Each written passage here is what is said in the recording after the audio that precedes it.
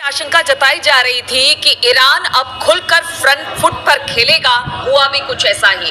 कल करीब 7:30 बजे, अगर भारतीय समय अनुसार बात की जाए तो 10 बजे के आसपास ईरान ने जबरदस्त कह सकते हैं मिसाइल दागे इजराइल पर। हालांकि कितना नुकसान इजराइल को हुआ है, कितनी मिसाइल्स अंदर तक पहुंची है, ये तो अभी आकलन नहीं हो पाया है, लेकिन कहा जा रहा है कि इजराइल को बहुत ज्यादा नुकसान हुआ है। और सबसे बड़ी बात यह है कि अब ईरान वर्सेस इजराइल ये युद्ध हो गया है, यानी अब आमने सामने की लड़ाई शुरू हो गई है और इसे एक बड़े वॉर के रूप में देखा जा रहा है। खास तौर पर अगर ईरान की बात की जाए तो उसने साफ तौर से ऐलान कर दिया है ये तो पहली खेप है, आगे देखिए क्या होता है। इसी पर बातचीत करने के लिए मयंक मेरे साथ जुड़ गए हैं।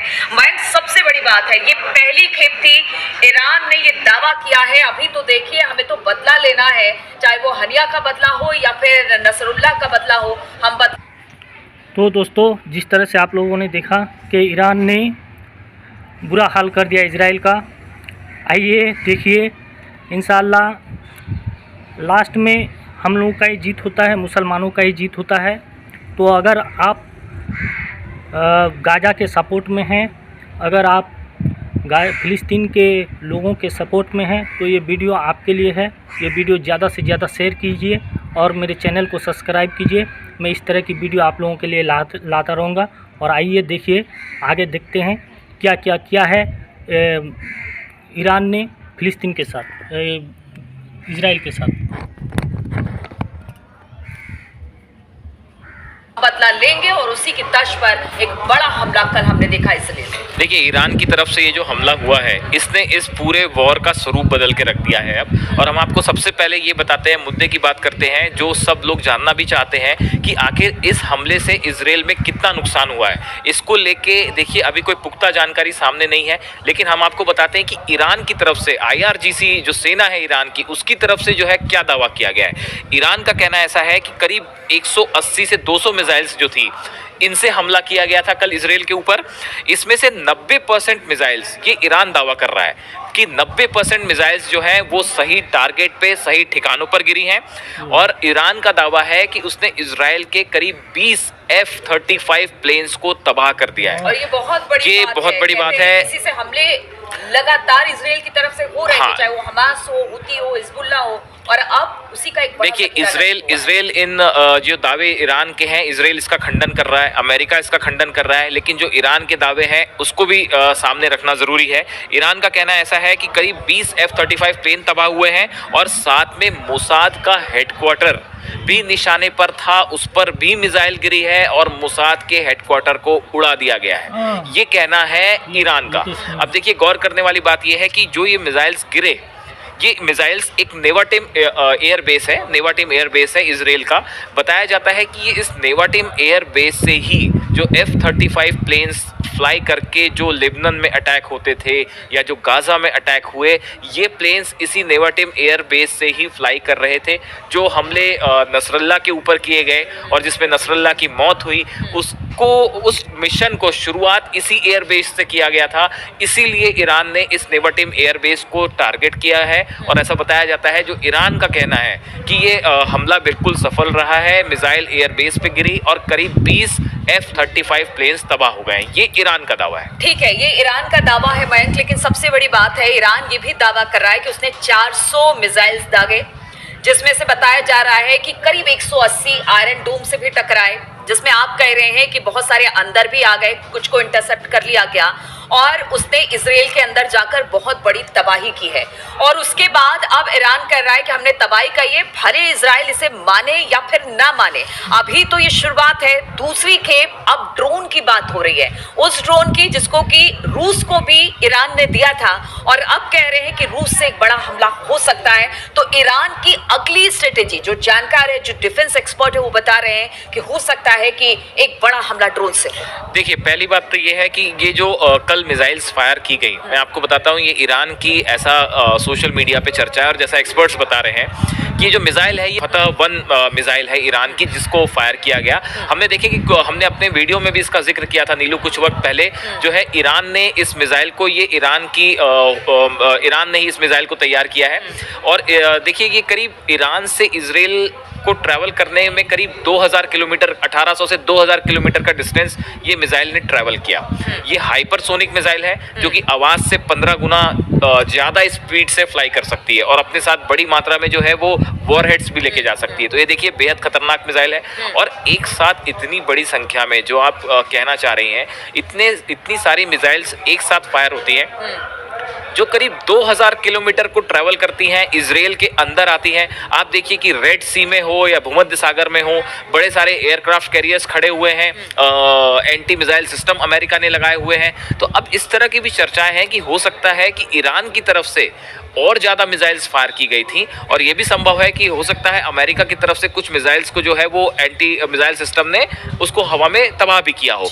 लेकिन इन सब के बावजूद जो तस्वीरें इजराइल से आई हैं, अभी देखिए अगर हम ईरान के दावे को अलग भी रखें और ये कहें कि ये पता पूरी तरह से सही नहीं है, अगर ये भी मान ले, तो भी उसके बावजूद ये तस्वीरें जो इजराइल से आई हैं, आप देखिए वहाँ पे तस्वीरें आई हैं, कुछ रेस्टोरेंट्स हैं जिनके कांच टूटे हुए हैं, एक स्कूल के ऊपर जो कल तस्वीरें आई उसमें हमने देखा आयरन डोम इंटरसेप्ट कर रहा है, या उसके बाद किस तरह से लोग भागते सड़कों पर नजर आए, लोग बंकर्स में छिप गए। हालांकि अलर्ट पहले से था, अमेरिका ने पहले से अलर्ट कर दिया था, लेकिन इसके बावजूद भी वहां पर इस वक्त पैनिक का माहौल है।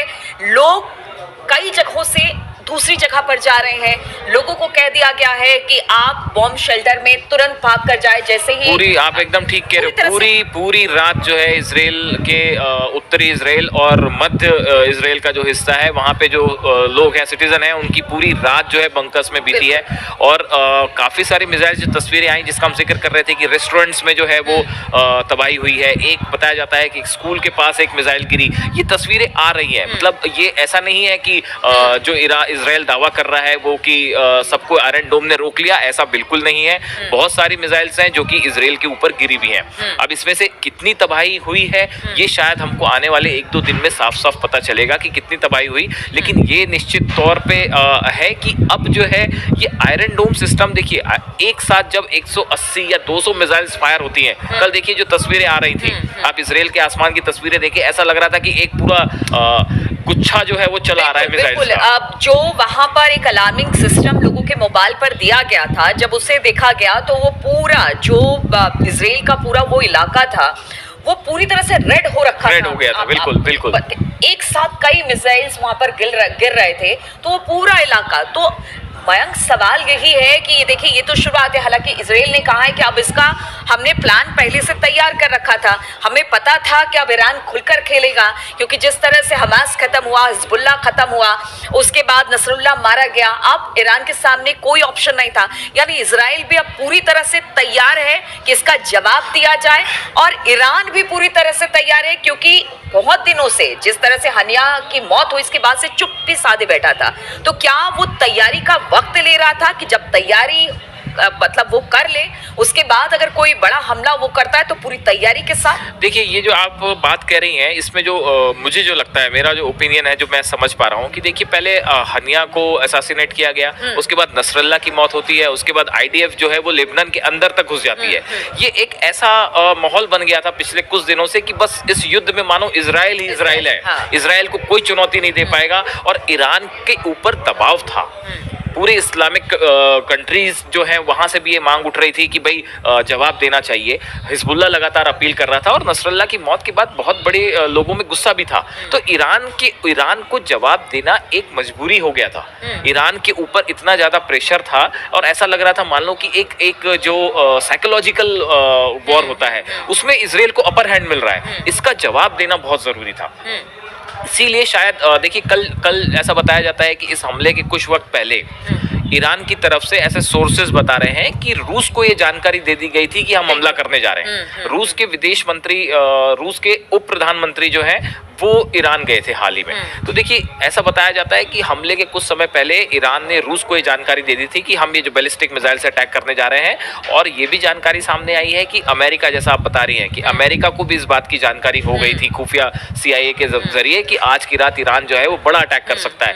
इसीलिए अमेरिका की तरफ से वार्निंग जारी की गई थी और ये बयान आ रहे थे बार बार कि ईरान जो है वो इस तरह की हरकत ना करे या हमला करेगा तो हम उसको जवाब देंगे। देखिए, अमेरिका के सुर कल से बदले हुए थे इस पूरे मामले में, क्योंकि ये बात साफ हो गई थी कि ईरान अब चुप नहीं बैठेगा और नसरल्ला का बदला भी लिया जाएगा जैसा ईरान कह रहे थे, और हनिया का बदला भी लिया जाएगा। देखिए, एक बात और है, अगर इजराइल और ईरान, हालांकि इनके पीछे कौन है उस पर भी हम बात करेंगे, वो भी एक बड़ा चर्चा का विषय है, उस पर हम अलग से बात करेंगे। लेकिन अगर ईरान और इजराइल की सैन्य क्षमता देखी जाए तो यहाँ पर भारी इजराइल ही पड़ता दिखाई देता है, ईरान उस तरीके का नहीं है। लेकिन सपोर्ट में रूस और चाइना एक तरफ है, एक तरफ अमेरिका है। दूसरी तरफ अगर इजराइल की बात की जाए, वो 3 फ्रंट पर पहले से सामने से खेल रहा है, सामने से बाहर कर रहा है, हिजबुल्ला, हमास, हुती। अब चौथा फ्रंट पे खुल गया है ईरान का।